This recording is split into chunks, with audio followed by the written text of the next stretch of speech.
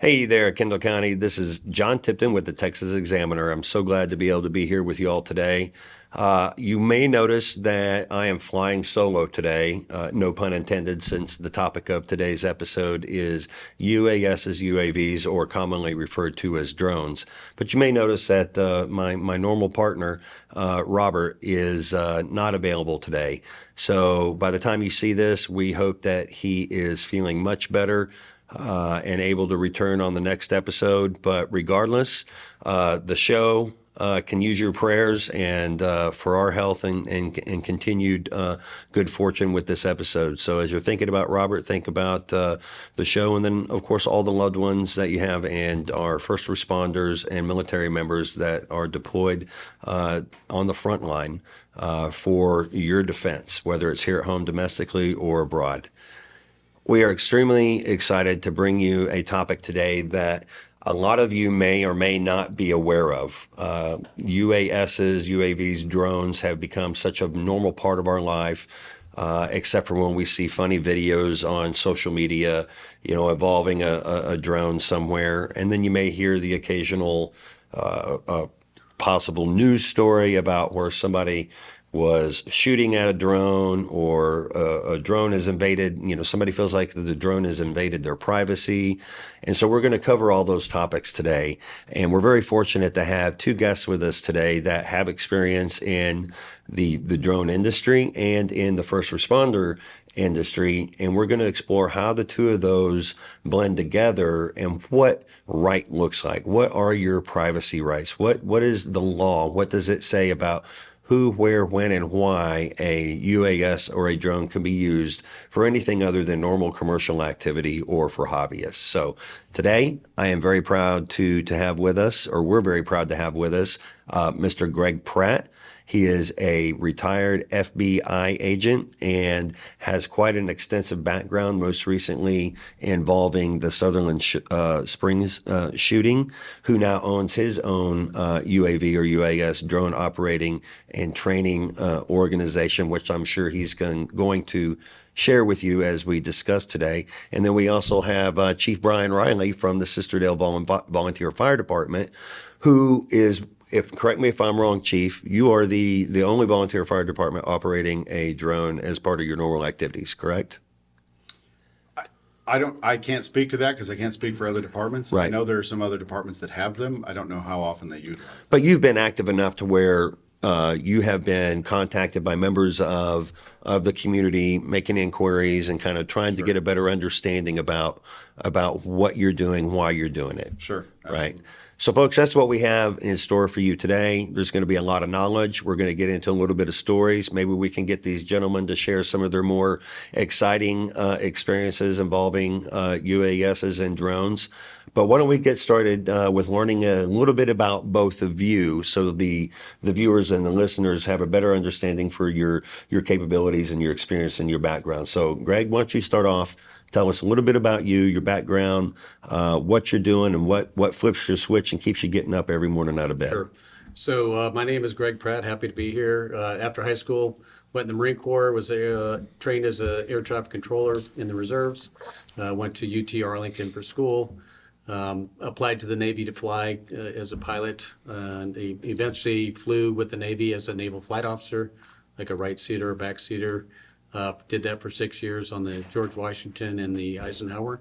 Met my wife in the Navy. She was a Navy nurse. We decided to get out because the Navy's a tough way of life, and ended up applying to the FBI to be a special agent. Got picked up, sent down here to San Antonio, where I spent 22 years as a special agent. Worked everything from white-collar crime to public corruption, and finished up on the Joint Terrorism Task Force, working domestic terrorism cases. Had a lot of collateral duties in the FBI. I was on our evidence response team as a member and team leader. I was a negotiator and a part-time pilot for our office. So great career. FBI has mandatory retirement at 57. So got out, pondered my future, thought, well, I kind of like this whole drone thing. I have a background in aviation. I've always enjoyed photography. So I started my drone business called Drone Star as a tribute to the Lone Star State. And then I started teaching, and that takes up a lot of my time now. I teach at Austin Community College at their Public Safety Training Center in Kyle. Myself and another individual, we teach all of the TxDOT employees that use drones in their job, doing inspections of bridges, infrastructure, mapping, etc. I also work for a couple other companies. Dart Drones is one. Teach a lot of public safety folks and other individuals in the use of drones, and it's just been a great experience for me. Feel very blessed to be doing what I'm doing, and I feel like I'm doing good and potentially helping these agencies, these first responders to save lives. So happy to be here. Wow, that's wonderful. Well, again, thank you, and thank you for sharing your experience. So many different things that I want to ask you about your experience, but the first thing that comes to mind, and only because I'm a member, but did you have anything to do with InfraGard and participate in that program at all? There's a person that's designated as the InfraGard coordinator. I had lots of collateral duties when I was in the FBI. That was not one of them. I was the campus liaison. I was the airport liaison agent. So I had a lot of collateral duties. That was not one of them, but that's Right. a very good It program. is a great program, and for those of you that are out there that don't know what that is, you can go to infragard.org, I believe, and kind of get an understanding of the public sector or the private public sector in partnership with the FBI and about how information is distributed. And it's a really great program if you qualify to be a member of that. Right. The FBI can't do its job by sitting in the office. It needs to network and do liaison with people in the community in Right. different companies, and that's a great way to do it. The FBI also offers a Citizens Academy, not unlike the Kendall County Sheriff's Office and the Bernie PD do. So, Right.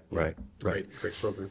So, Brian, that's a tough act to follow up, but from my understanding, you've got quite a pedigree yourself. So, why don't you just share some of your experiences and where you're from, what got you started and involved with the volunteer fire department? Kind of take us from A to Z to where we're at today.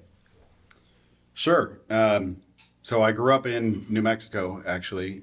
My family sort of split between the Wichita Falls area and eastern New Mexico. So Out by Hobbs, Carlsbad, Santa Rosa. Santa Rosa, Yeah, okay. so where the Pecos River crosses the old Route 66. That's where the family has some land there, or did, and in the Wichita Falls area. So if we go back far enough, right, my great-great-grandfather got off the boat from Ireland and worked the railroad like all the other Paddies, and ended up in Wichita Falls and bought a little chunk of land and started a wheat farm, and it sort of grew from there, right? So Well, we have a little bit in common in that respect. You know, Okay. my family, the Tipton family actually not originates, but migrated to eastern New Mexico. And in fact, my grandfather was born in a place called Tipton, New Mexico.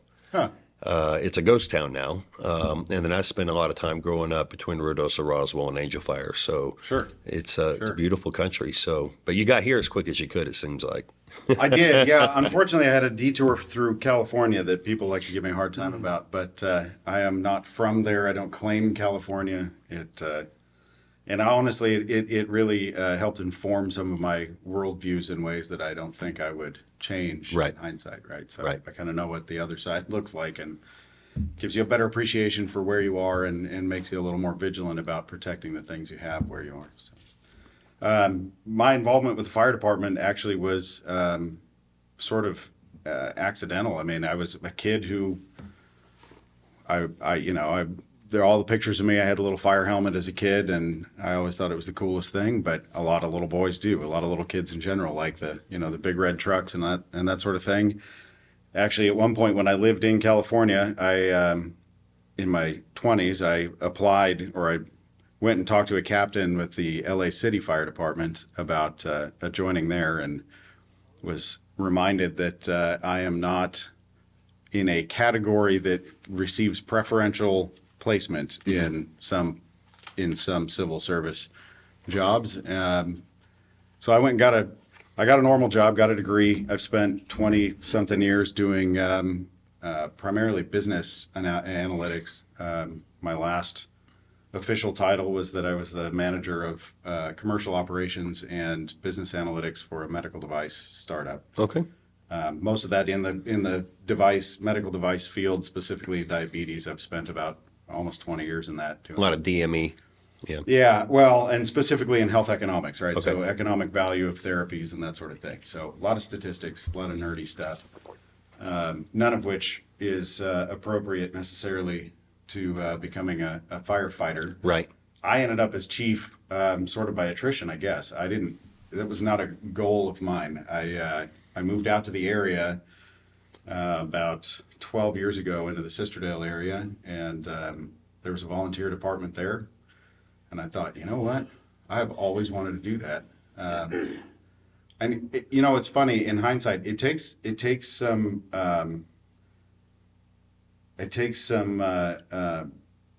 metal, I guess, to show up at a VFD and walk in and say, I want to be a part of this, right? Right. I mean, they're fairly tight knit organizations. There's a little clannish, maybe a little suspicious of random people walking in there. You sort of stand out like a Sure. sore thumb. So Sure.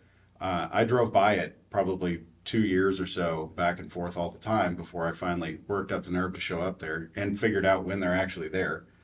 And I just wanted to drive the big red trucks and, do my part. You basically, the world's sort of divided into people who feel compelled to serve other people and people who don't. Right? Absolutely. So I agree with that. for people who feel that sort of obligation, it's a pretty strong draw. And then as I got involved with it, I completely fell in love with it and found that if I could go back 20 years and make a change, I'd have pushed a lot harder to try to make a career out of this. But at the same time, I'm also sort of glad that it's not a career. It has given me some flexibility to approach this from a different perspective than I think a lot of career firefighters do.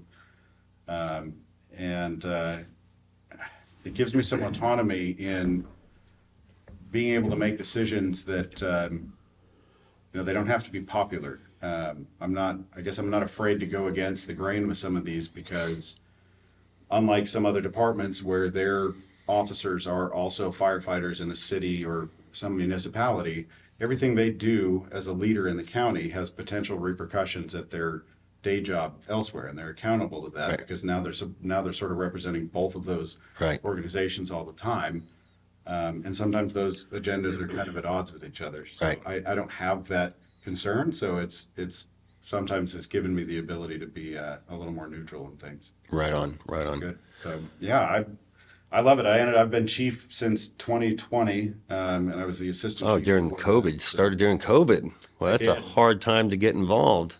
There was a lot to navigate during COVID. Yeah, Right. there were a lot of there was a lot of information and misinformation and confusion, and yeah, it was. I will say that our primary concern, especially early on in that, before anybody really knew anything, was to try not to be a vector to the community of something that was potentially life-threatening. I mean, Right. people that call the fire department or EMS typically are not the people that are in the best health, and so they often are exactly the at-risk populations for, a bad flu or COVID or something like that. So Right. we took some precautions that proved a little unpopular with masks and things, but that was more a function of just we couldn't have somebody call us for help and then have their outcome be worse because we showed up. Right. Right. That to me just wasn't acceptable. Well, on behalf of the community, I think everybody will agree with me. Thank you very much Sure. for your service. Thank you very much for leading an organization of volunteers that are out there willing and able every single day Yeah. to put out welding fires that I may or may not have at one time created. Did you respond to a fire? No, y'all didn't respond. That was Candelia. Gotcha. But I was so grateful and so fortunate for they got for showing up, because it got away so fast. I mean, Yeah. there was nothing that could be done, and so It happens fast. y'all do are definitely doing the Lord's work out there. And Greg, is you as well on the front line in your career with the FBI. There's probably untold stories of where you have saved multiple lives, prevented all kinds of chaos, and kept law and order. So thank you for your service as well. Honored to serve. So why don't we jump right into it? Now that we've gotten to know you gentlemen a little bit better, Brian, Chief, tell me why you reached out to the Texas Examiner and wanted to explore this idea of drones? Sure. And I want to start by saying I am by no means an expert in unmanned aerial anything, right? I have been building and flying fixed wing remote control aircraft for as long as I can remember, basically, from the old balsa ones up through the current sort of brushless foam, all that sort of thing. But things like quadcopters, which is our typical kind of UAS platform today, I have virtually no experience with. But we recognized the need for this. We had one particular member of the department who took this and ran with it. Basically, he really pushed this, and delegation is sort of the key to a lot of leadership. So if I chase after everything I find interesting, and I'm somebody who finds everything interesting, I'll never go anywhere. Right, So, right. the need was fairly clear. The potential use value of it was fairly clear, but I didn't have the drive to do all the research into options and that sort of thing. So I had him take it and run with it. And I said, that's great. Look into it, report back, let me know, what does this cost? What are the alternatives? What are the use cases? How do we justify this basically to our community for purchase? Because they're not inexpensive. Then I would argue, frankly, that a drone or any UAS for fire department purposes, so fire and rescue, that does not have a thermal camera is of pretty limited utility. Correct. And that thermal camera drives the cost aspect of this pretty high. So it's not a casual, this wasn't a, sure, we'll give it a try sort of decision. This was a big investment. We were, what are the ongoing maintenance of this and investment into pilots and that sort of thing. So it was a involved decision process, and ultimately we decided to purchase one and compared some options and figured out which features mattered the most to us. We've had good luck employing it to this point. I know there are a lot of departments that have UASs. I know that a lot of departments don't utilize them as much as they would like to, and we don't either, but that's typically a pilot issue, a shortage of pilots rather than just buying equipment. Right. So let's fast forward a little bit. And I think when you contacted us and started inquiring, you experienced some sort of challenges with maybe some of the residents nearby as you were training or, Sure. on an active event. Tell us a little bit about that. Both of those things, actually. For a community as small as Sisterdale, which is not a lot of people, virtually every time that people have been aware that we were flying this thing, there was some sort of social media backlash. Mm-hmm. So in one case, we flew it up and down 1376 in front of the station on a training night, and then in the fields behind us, there's a very large pasture behind our station that we fly around in. And same evening, almost in real time, there were threats to shoot it down on social media. And then recently we had a call that was basically a textbook application for this, where it was after dark. It was a weekday. There were numerous calls to dispatch for smoke in the roadway on FM 473. Mm-hmm.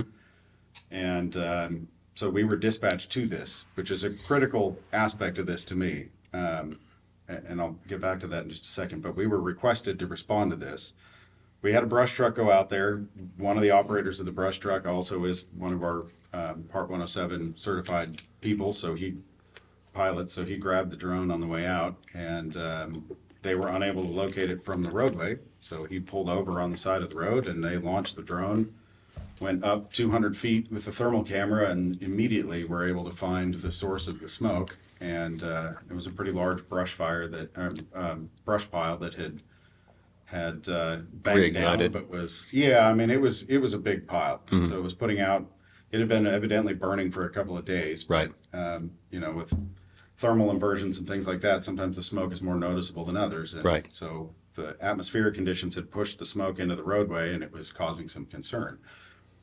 For us, in hindsight, it wasn't that big a deal, but we don't know that when we're paged. Sure. Nobody knows what's going on. This could be a house on fire. It could be a grass fire threatening a structure, or any number of things, but it was a lot of smoke, which was cause for concern and multiple calls to dispatch. So he then that allowed us to identify the property that was the origin of the smoke, and he made contact with the property owner, and evidently at some point in that conversation, I wasn't even on that call, but he mentioned that they had seen it from the drone. The property owner didn't know anything about the drone's use in the call until that point. And there were some words exchanged about that, and some concerns about privacy, and people immediately jump to this feeling that if we're flying a drone, it means we're looking in their windows and we're flying, Right. right over their heads and invading their privacy and that sort of thing. And listen, I get it. I mean, I think everybody has had that experience where, especially in my case, it was at home several years ago, being outside and having some quadcopter buzz over my house at 50 feet or 75 feet or something like that, and that initial gut reaction of reaching for a 12 gauge to get this thing out of your property, right? Right. The reality is it's not on your property, it's in the air, and you don't really own the air. Right. It's also an aircraft, so that's a whole other ball of wax. But I do understand that initial gut reaction of feeling like you've been invaded in Right. some way. Some sort of invasion of privacy. Yeah. Right. And then it ended up on social media, and there was a lot of,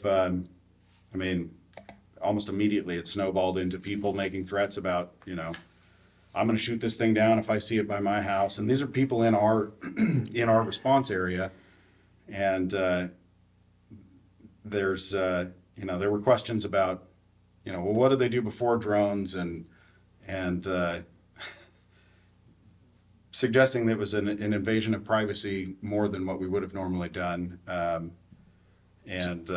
So as a result a lot of of nerves about it. So as a result of this one particular call, or maybe others, you've actually had, and let me back up to make sure I understand correctly, but the folks that were making these comments were very aware that it was a department function, that you were actually out as the fire department using this as a tool for the betterment of the community and to protect the community, yet you were still getting threats about having something happen to your aircraft. Right. On the incident that we were paged to. For the training, when people were concerned, or when we were using it in training, it was right after we got it, and letting them know that it was us and what we were doing. Right. Calmed a lot of that down. But yeah, no, the context was pretty clear in that social media snowball that this was used in emergency response. But Right. I think there was a fundamental misunderstanding also that took me a while to understand.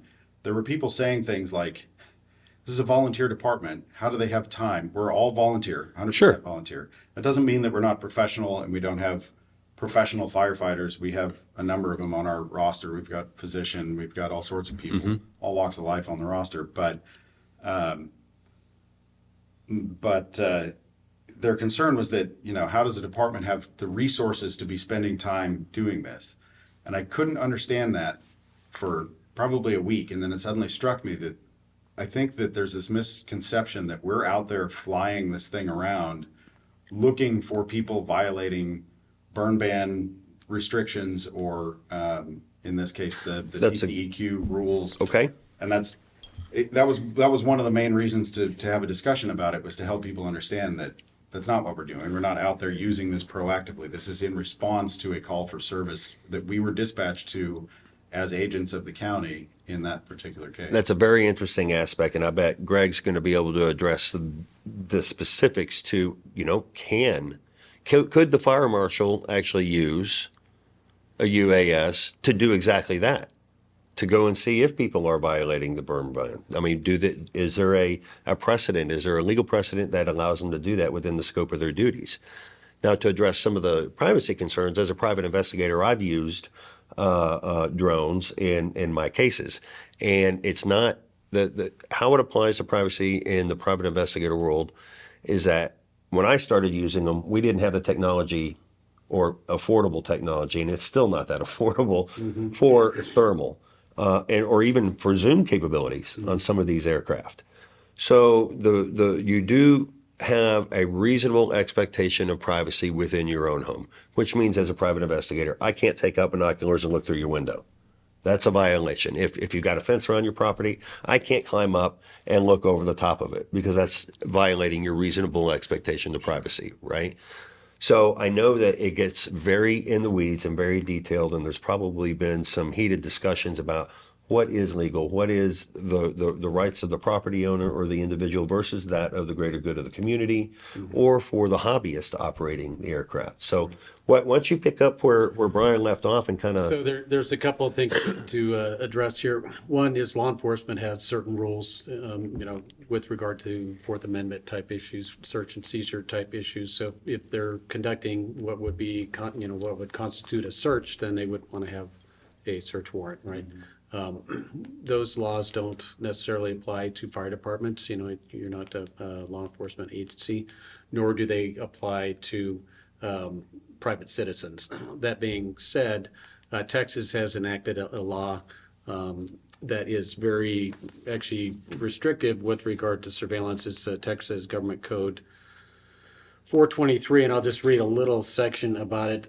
It's an offense, illegal use of unmanned aircraft to capture image. A person commits an offense if the person uses an unmanned aircraft, aka drone, to capture an image of an individual or privately owned real property in this state with the intent to conduct surveillance. So that's important, the intent being to conduct surveillance on the individual or property captured in the image. So this law was put into effect a number of years ago. It was challenged by a media outlet.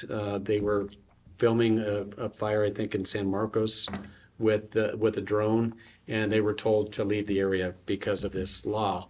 So this media outlet challenged this law, and it went to the U.S. District Court, and the law was struck down. This was probably 3 years ago or so. Mm-hmm. So the law went away, right? Well, the state of Texas didn't give up at that point, and they took it all the way. They took it up to the Fifth Circuit Court of Appeals, and the Fifth Circuit overturned the lower court's decision. So this law is back in effect now. So getting back to the scenario that you were talking about, first of all, we as drone operators have to educate the public. We are ambassadors. We're the subject matter experts.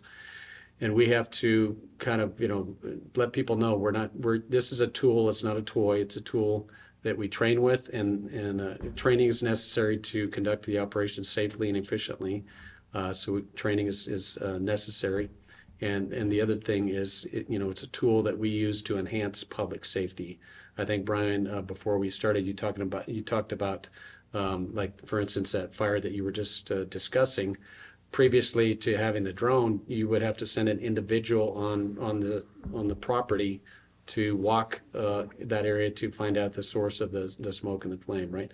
So that's more of a disruption, I think most people would agree, than having a drone fly over to make that determination.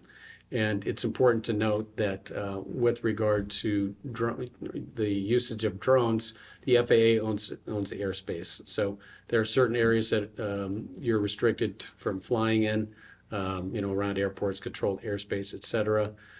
But the FAA owns the airspace. Private property owners can restrict drone pilots from launching or landing drones on their property, but they cannot restrict folks from flying over their property unless they're violating these surveillance laws.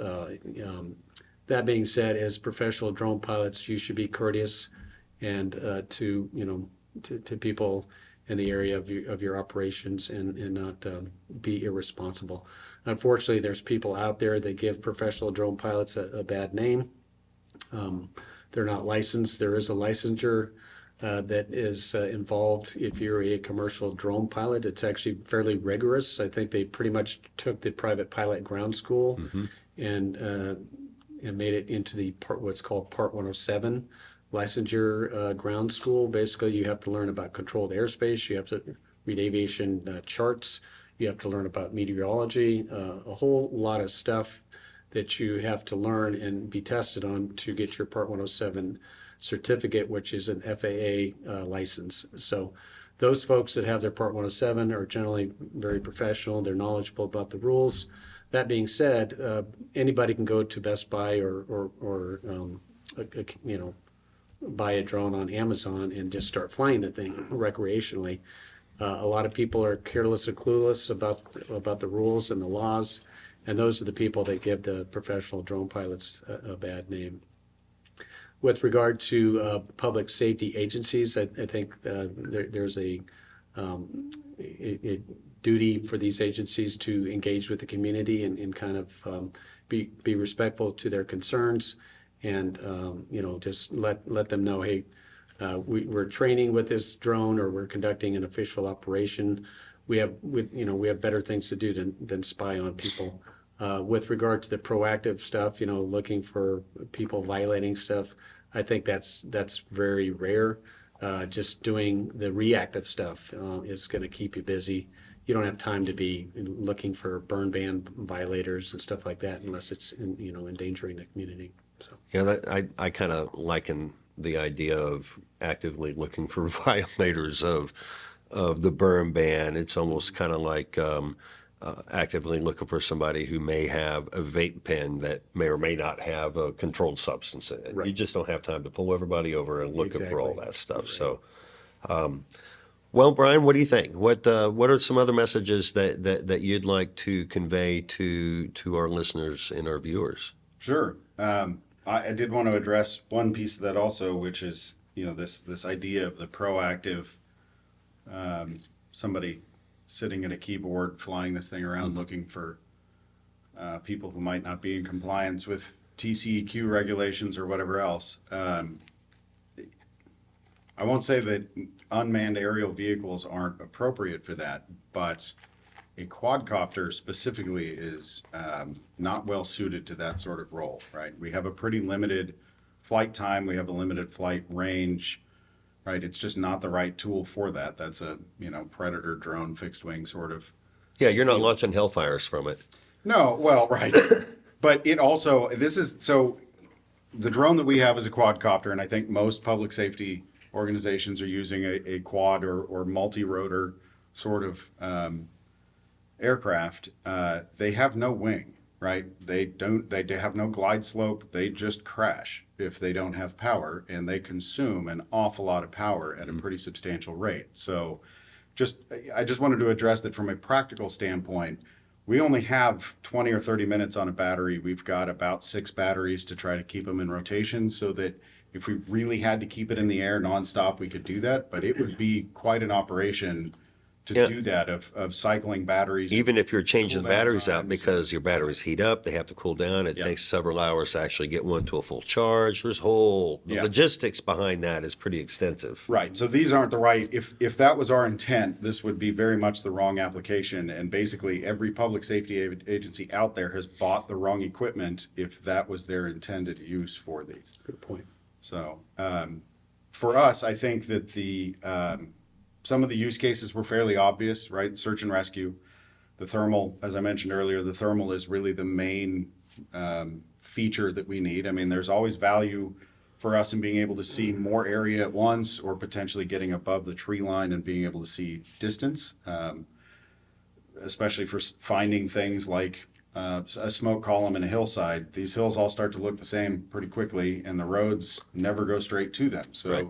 there are times when the most expedient way to figure out what's actually on fire, if it's a significant enough plume, is to put a drone in the air and find it, right? I mean, you'll see very quickly sort of a as the crow flies path to where this is, and more specifically where it isn't, right? Which goes back to the privacy issue that, like in that case, the case of the use that we had recently, it prevented us from having to go potentially onto people's properties who didn't have anything to do with this. The fire wasn't on their property at all, trying to locate it, because it allowed us to isolate very quickly which property it was and then focus our attention there instead of cutting through 4 fence lines. Well, I was going to say, I'm sure had you not had the resources and the tools, the UAS to go and find this fire, the next step was contact the property owner, unlock your gate, give us access. If you can't get a hold of them, that's what you got those awesome brush guards on the front of your trucks for, because you're going to go through one way or the other to get to that fire. We're not leaving until we find the source of Right. Something that is that much smoke in a roadway. has the potential, and is a completely unknown source, has the potential to be a serious life or property threat. And we're not leaving until we know what it is and we've made an assessment of that. So this allowed us to do that almost instantaneously, to figure out exactly where it was coming from, what the nature of it was. This wasn't a big grass fire burning Right. uncontrolled. We could tell what it was generally from the thermal camera, and whose it was, and we went straight to that property. And you didn't have to cut through people's fence because it's very expensive nowadays. Sure. Well, it always has been, but fence is very expensive. And so I can appreciate your department's desire for not only for public safety reasons, but for liability reasons, on behalf of the department. I mean, you're getting straight to the point. You know exactly where you got to go. It's focused.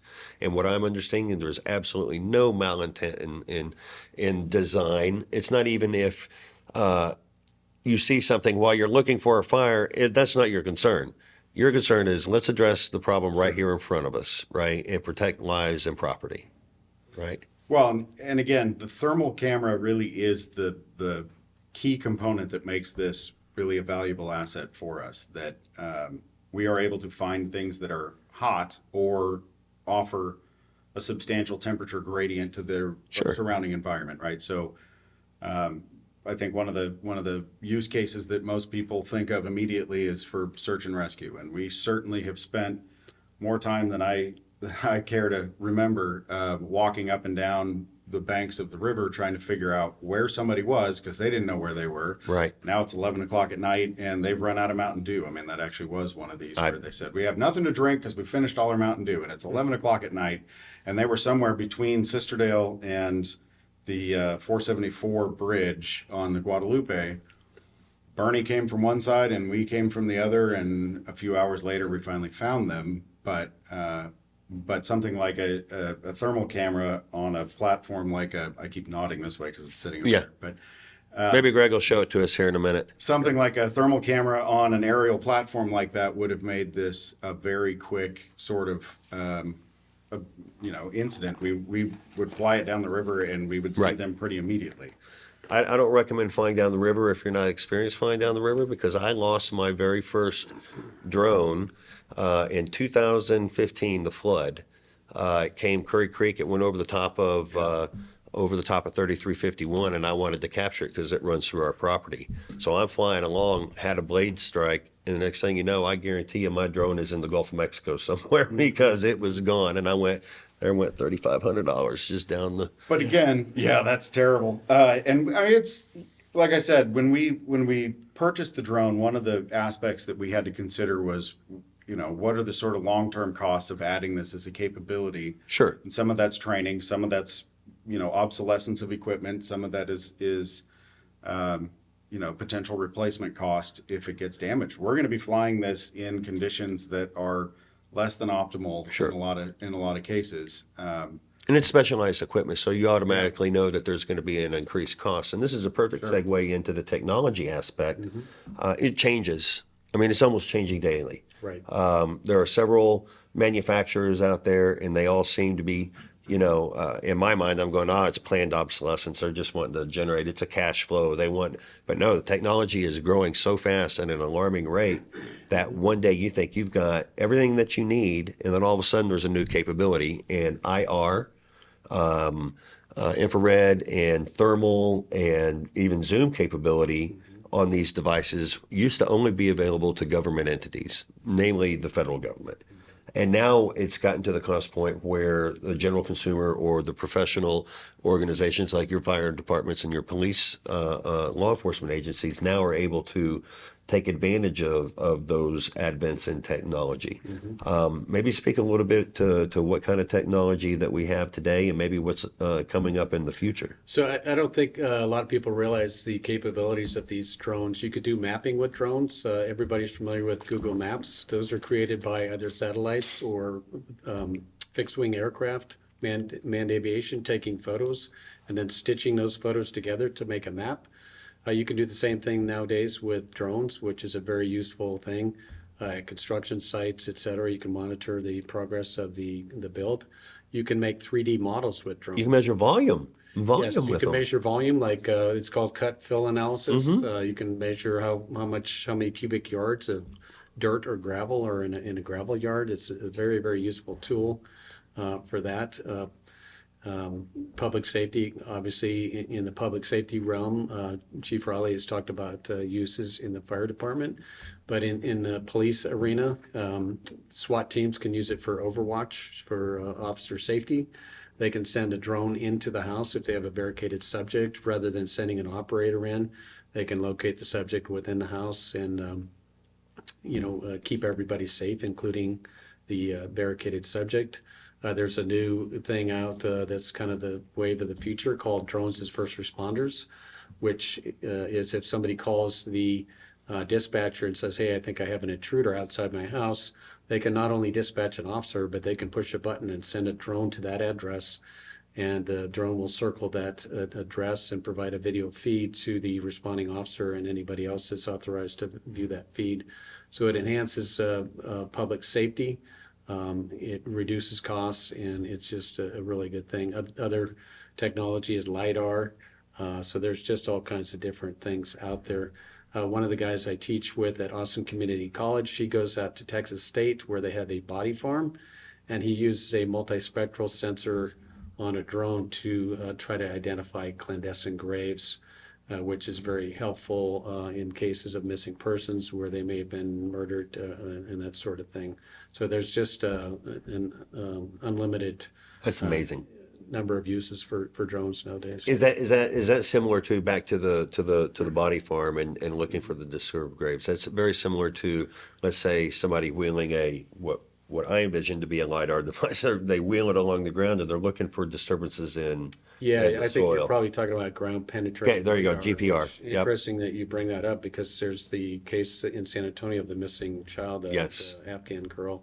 And they got a tip yesterday apparently, and they brought the ground penetrating radar out to that search location today, is my understanding. So Right, yeah, right. it's great to leverage that technology to help in all these public safety scenarios.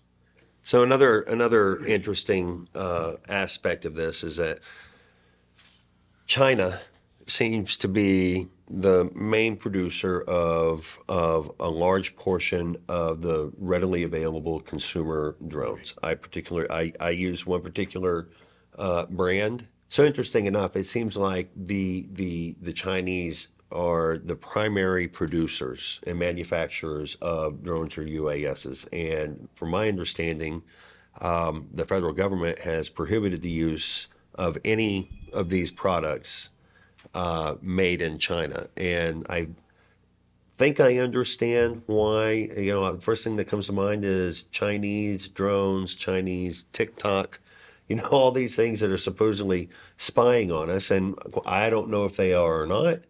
But is that the reason, you think, why the federal government enacted that? Yes, there's a fear that I think is probably overstated, that the Chinese came up with this brilliant plan. Let's sell drones to the Americans, and then they will film their infrastructure and all this these sensitive locations, and we'll be able to collect that data. I think it's very much overstated. Anyone that knows anything about drones will tell you that there's a company called DJI that's a Chinese drone company, and they probably sell 80% of the drones in the world. And the reason that they do that is because they're very, very good products, very capable, and very intuitive, very easy to use, and just very powerful tools. So there's other companies, I think, that have stoked these fears in Congress and have hired lobbyists to stoke these fears so that they can basically eliminate the competition, which is very unfortunate. And it seems to me that they're picking on the drone industry when we have cell phones and all kinds of other communication devices that are made in China, and nobody's jumping on that bandwagon. It's just all seems to be the fear of these Chinese drones being used to spy on Americans and collect data on infrastructure and intel. Again, I think it's overstated. The federal government does not allow any of its agencies to use Chinese-made drones, and some states are adopting that as well. Florida, for one. Texas potentially is headed that way. As I mentioned, I teach at Austin Community College. TxDOT has, we teach TxDOT employees. They've opted to go to an American company, Skydio. And I think, unfortunately, for a lot of public safety agencies, it's going to make it harder for them to do their jobs. The other thing about DJI is they're very reasonably priced, and these American-made drones, I'm all for American-made, but you have to be competitive also. We're talking, 2 to 3 to 4 times more expensive for an American-made drone. So we need to get our technology here in the United States up to speed so that we can compete with these Chinese manufacturers. But until that happens, I think public safety agencies need to be allowed to use these drones to help them in their jobs and help save lives, basically. So it's interesting, kind of touching back to the technology. And Brian, I'm not sure how this affects you. I would think that we've gotten to the point where if you are a first responder, whether you're an ambulance crew, EMT, firefighter, law enforcement, there is something called remote ID for each aircraft. And our general public may not understand that this aircraft is registered by serial number. There's a geofence across across the world, right, where our sensitive locations, airports, things in places where we're not allowed to fly or we're cautioned not to fly, right? These aircraft can restrict how high you can go, your altitude. They can also restrict, based on the geofence, how far away the aircraft can be from its operator, and depending on where they're at. And I think it's commendable for organizations, and we're not selling DJI. We're not sponsored by DJI. They are just prevalent in the marketplace. I have one, but it's interesting how if there was a nefarious plot for the Chinese to come and collect all of our data, well, why are they complying with the U.S. requirements to implement? I mean, you don't even know. Someday you'll go and you'll update your drone. It won't let you fly if you don't update the firmware. And usually what they're doing is they're updating the ADS-B, they're updating all the different aspects of this geofence to ensure that the everyday operator, well, everybody, is compliant and following safety rules at a very minimum, at a standard. But there's a standard there. So I think it's interesting that we're finding these government organizations that aren't open-minded enough to understand that there is a better product, less expensive product that will make things easier and more efficient for law enforcement and first responders. So, right. Again, there are certain companies, American companies, that are paying lobbyists to stoke these fears. And I understand that, this is America, it's free markets, and you want to compete. But when your tactics are to stoke unsubstantiated fears to eliminate your competition, then I have an issue with that. And folks, I bring this up and we belabor this just a little bit because it's part of the total package and why Chief Riley and Mr. Pratt are here, and that's to help us understand as a common citizen what's happening and what's transpiring. We look up and we see a drone. We don't take into account all the things that go into how that thing got into the air, what its purpose is, what it can and what it can't do. And I think most of you now should be a little bit surprised or feel a little relieved in knowing that there are safeguards, there are procedures, there are laws, there are things in place that protect your rights to privacy, right? While at the same time enhancing the abilities of our law enforcement and first responders to react to situations that could save your life and prevent the loss of life, limb, or eyesight. Sure. So, well, and I'd like to address some of that also. Interestingly, we did not go with a DJI drone. Them being made in China was not a factor in that. Ironically, the difficulty with overriding geofencing in the DJI drones actually was one of the factors in this. That DJI is very aggressive about enforcing the geofencing restrictions and not allowing aircraft to fly there. And it was something that we were hoping to not have to ground an aircraft in a case where we really could use it, due to it being confused about where it is or overly restrictive geofencing and that sort of thing, right? So, like you said, geofencing is a global thing. It's not exactly perfect everywhere. And there are areas around here, we don't have controlled airspace in our district, but we have a number of these small private airstrips and people who Right. try to And we do geofence have their properties. approaches with San Antonio, I mean, right over Kendall County and with, Oh, yeah. the Air Force Base down the road. And so, Yeah, so that was actually a factor in that. We are remote ID compliant. Ours has a beacon on it. It's for night use. It has the red and the green, and it's got the white light. And again, I'm not an expert in the requirements. they for conform this, to the but- same FAA rules that every aircraft Right. legally flying has to comply with. Well, and like was mentioned earlier, there's a difference between a toy or even a hobby grade drone and something that is or UAS and something that is a commercial grade product. And what we have invested in is not a toy, and it's not something that we are just out flying around and joyriding and that sort of thing. As you mentioned, the risk of losing this, there's always a risk of losing this.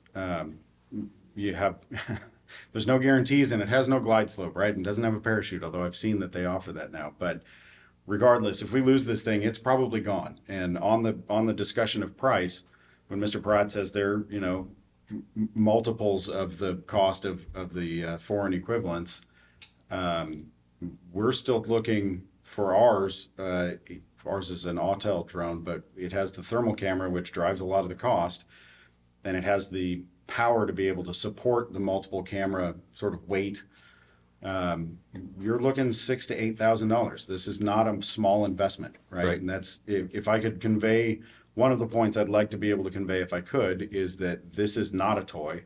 It's not an inexpensive proposition, and it has some long-term cost and some long-term investment into training pilots and keeping the equipment in good operating order and understanding how to use it. So the idea that we're just out cruising around with this thing, or somebody's kicking back in the office, flying it around, chasing stuff around, is just not our use case. Other than the fact that we don't have time for that, it just isn't the use case for these. I don't think anybody really does that, right? So But in addition to that, you're still training. we are, And yeah, and let's be just completely transparent. Flying a drone is fun. it is. It doesn't It's a matter lot of what fun. you're doing it for. It's fun. It's exciting. It's something new. It is a skill, folks. I want you to. It's a skill, and it's perishable, like many other activities. But yeah, you're not out there just willy-nilly flying around just to fly around. It's either training or you're in an active situation. Well, some of the use cases, like I said, are a little less obvious, maybe. We have found, well, again, so I know I harp on the thermal piece, but that really was our primary interest in this, because fires are hotter typically than the environment around them, and it makes them easier to locate. But thermal has some specific limitations as well, right? I mean, for the same reason that you get the greenhouse effect in your car and your car gets hot from the sun, all the visible light goes through the window, and then the infrared can't escape and your car gets hot, right? Right. Infrared you can't see through glass. It doesn't have to be tinted, any glass. The glass on your house, your car, all that sort of stuff, we can't see in your window with thermal. Right. And we're not getting right up on top of somebody's house in the first place. But what we can see, that in fact we've been pretty surprised at just how useful this is, and how clear this is we can see not just where hot areas in a structure are in the case of, say, a structure fire, but also we can see the construction of the building pretty clearly as well. We can see stud spacing and joist spacing. We can see Right. construction of roof materials. We can see a lot of that sort of stuff from the air, which allows us to make better choices about which resources we utilize and how we approach this, how likely the structure is to be compromised, and what risk we have of, say, a roof collapse on firefighters. With modern construction techniques, roofs are coming down in 5 to 10 minutes, not 45 minutes like they used to, right? People use these lightweight roof construction now, these trusses, and they're great until one of them isn't okay, and then Right. they all start to buckle. So those are the sort of things that we can see. We can get a pretty good sense of roof construction from the thermal camera because we can see the studs and that sort of stuff. And probably the biggest application for us is, ironically, is in daylight on relatively large brush fires. So we have a practice of what the Forestry Service calls cold trailing, which means to walk the perimeter of a brush fire. Forest Service in their manual says stick your hand in the dirt and make sure it's, you know, cool enough to the touch. And until you do that, you can't say that you have an established perimeter or Right. that it's under control. That's not always the most appropriate way to do this, but we did start using handheld thermal imagers. Mm-hmm. We, as our department, I can't speak for anybody else, but we started using handheld thermal imagers for that several years ago. More, again, for both safety and liability, right? We don't want to leave a scene, particularly you know, this could be 50 or 100 acres. It's hard when we leave, it's hard to say that we know everything that's hot there and that it's in an area that's either deep in the black, right? It's already burned and isn't really a risk, or that we have walked every inch of that perimeter as it goes up and down ravines and under trees and that sort of thing. And so the ability to survey the perimeter and find hotspots and ensure that before we leave a scene, we don't have something that is going to reignite and cause a big problem. The aircraft gives us a lot of capability in that to do that very quickly, which gives us some reassurance and the people who live there some reassurance that the fire is at least well contained before we leave a scene. Because for years of decades, this has been a, you know, you lean on the truck and you look at the other guy and you go, what do you think? Looks good to me? Yep, let's get out of here. I gotta catch the game. Right. Right. And that often is what drives the decision that we're done with this fire on these larger scenes. So now we have some rigor around that. We have some basis for making and defending a decision to have left an incident. Because usually on these large fires, we can't put everything Right. out cold before we leave. Right. So it's and again, we're not teaching a fire class here, but I just wanted to point out a lot of folks, and please correct me if I'm wrong, but a lot of folks don't understand, especially those folks that are out in the country, they have these big burn piles, they burn it and they walk away from it, don't ever think anything of it. But a fire can burn underground for quite a long time, and it could be months even. Yeah. And then that thing pops up. So thank you for taking the technology and applying it in such a manner that continues to protect us. That was a great information. We do have just a small bit more to go. I know we're running long on time, but I think we need to circle back around to where we started at the very beginning, and with the reason why you reached out to the Texas Examiner about your complaints and some of the threats were made. Greg, tell us what happens if somebody is upset, they're emotional, they pull out their 12-gauge shotgun and they shoot one of these things out of the sky. So drones are technically considered aircraft. So from a technical standpoint, it would be equivalent to shooting down like a Cessna or something. Whether or not it'd be prosecuted as such is probably unlikely. It depends on the situation, of course. But just I think it's important for people to know that you know, this little thing here, this drone right here, is considered an aircraft, and don't want to shoot it down. Might get a visit from the FAA and the FBI, which is not a good thing. That sounds like a lot of fun. No. Yeah. No, No. that's not, Yeah. I don't want to be on that end of the conversation. So, well, gentlemen, I think, do y'all have anything else that you think that we need to cover that's important to the viewers? Well, I'd like to show them this drone Sure, real quick. let's do if that's that. Okay. Yeah. So this is a typical drone. This is what's called an enterprise drone. It has thermal capability. This drone right here, believe it or not, would cost about $6,000. It has the thermal capability.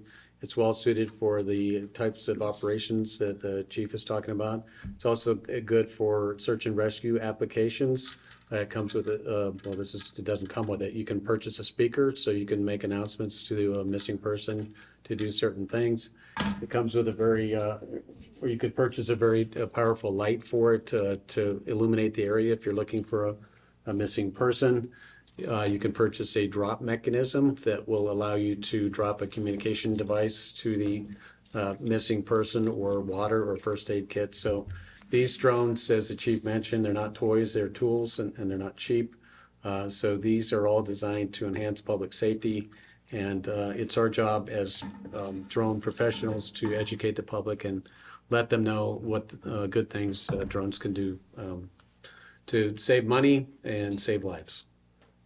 So, Greg, in addition to your responsibilities in teaching our law enforcement and first responders, do you offer any kind of private classes? What if somebody wants to get involved with operating a drone beyond the hobby level? What would you recommend their next step be? So what I would recommend is that they take a Part 107 test prep course. I work for a company called Dart Drones. Actually got a class coming up in Bernie in March. So it's at the Best Western Hotel here in Bernie. So that would be the next step that I would recommend. They get educated on the rules and the regulations. They they take the test, they get an FAA license or certificate, and then they can make money with their drones or use them in their employment. So anybody that uses the drones in their employment or does it for compensation is required to have this Part 107 FAA license. So that would definitely be the next step. That and getting training on flying safely. There's a lot that goes into that, and actually that same weekend I'm teaching a basic flight course as well. So.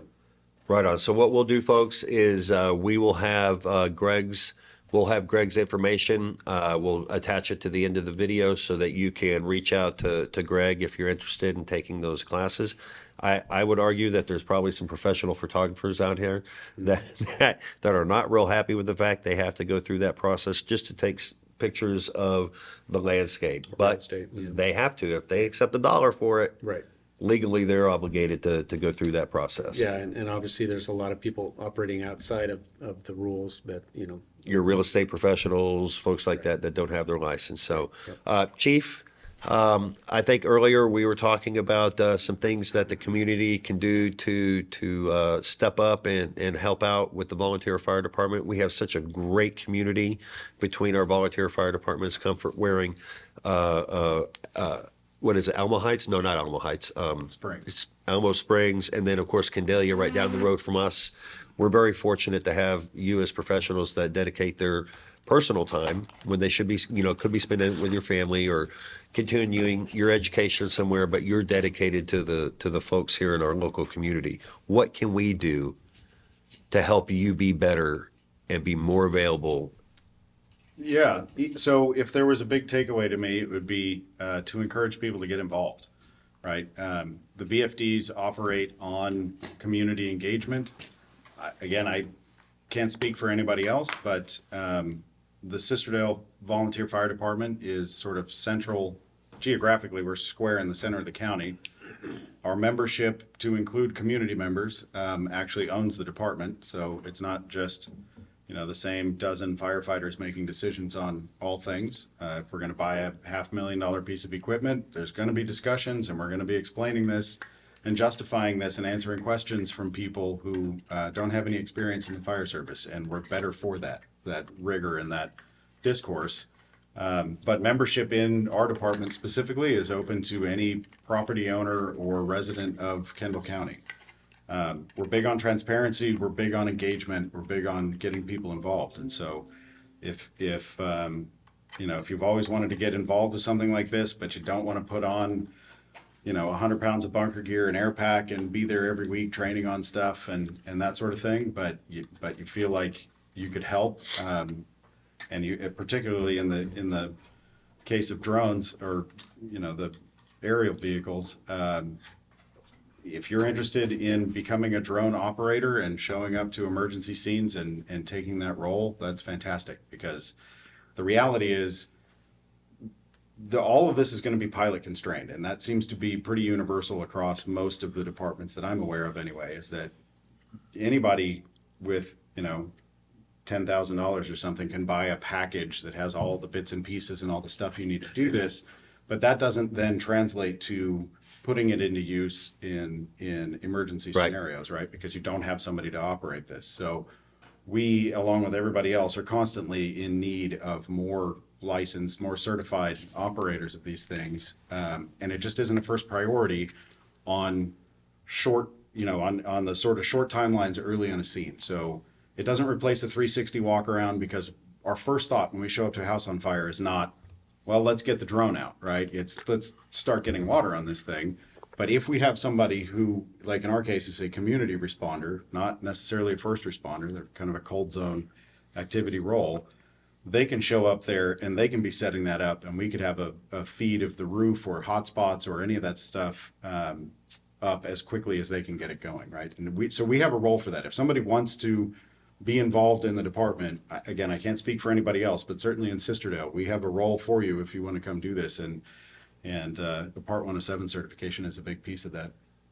So how would people get a hold of you? And again, folks, we'll put Chief Riley's contact information for the department there at Sisterdale on the end of this program. So stick around and make sure you copy that down if you're interested. But why don't you tell us real quick, when do you meet? Yeah, we meet every Wednesday. We have, with few exceptions, we're there basically every Wednesday from 7 to about 10 o'clock at night. Every third Wednesday is the community business meeting. So if you're interested in joining or getting involved, the third Wednesday of any month, you can show up there and jump right in. Membership fees? There are no fees. Okay, so it's member owned. How long does it take for somebody to become vested in the? You have to attend 2 consecutive meetings to be voted in. Voted Right? in. So you can't be voted in the night that you Sure. apply. It would be the next one. But beyond that, as a community member, everybody there is a community member first, and then you may also be a firefighter Okay. or a community responder or something. But the voting privileges and the control of the department come from your community membership, and that's open to anybody. Well, folks, there you have it. I know we were a little long-winded today, but we feel like this information is extremely important to put out to the community to try to put out some fires, again, no pun intended, with regards to privacy concerns and operator qualifications. We know that these vehicles are being operated with only but the public's best interest in mind, especially those coming from law enforcement and first responder agencies. Folks, we encourage you, as always, please do your own research, verify, for yourself the things that we've brought to you and presented you today. And we thank you so much for attending. If you would please, and I just really dislike having to say this all the time, but we need you to push the like button, the subscribe button, and the follow button, everything on your social media, to make sure that you're staying up to date with what the Texas Examiner is doing. We are self-funded. We have no advertising, and we put this out to the general public because we're concerned about quality of life issues here in Kendall County and the greater Hill Country. So please help us help you by recognizing our efforts and doing your part on your end to recognize us with the likes, the bells, and all the other things that are out there for the algorithms to recognize that we actually exist. Until next time, Kendall County, thank you and have a great day.